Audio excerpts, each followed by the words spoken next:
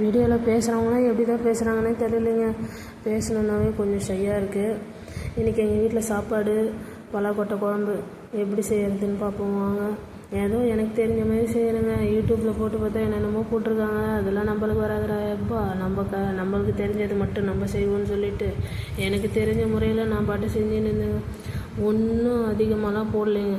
Simple recipe. பூண்டை மட்டும் கொஞ்சம் அதிகமாக சேர்த்துக்கிட்டேங்க.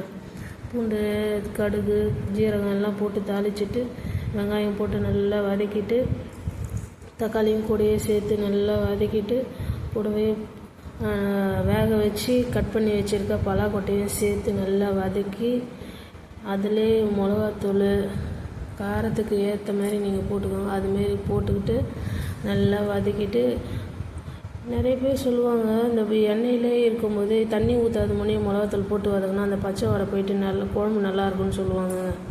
அந்தமாரி போட்டு வதக்கிக்கோங்க. அப்புறம் தேவையான அளவு தண்ணி ஊற்றி நல்லா கொதிக்க வச்சு நல்லா தண்ணி நல்லா வற்றுனதுக்கப்புறம் இறக்கி விட்டால் அழகான பலாக்கொட்டை குழம்பு ரெடி.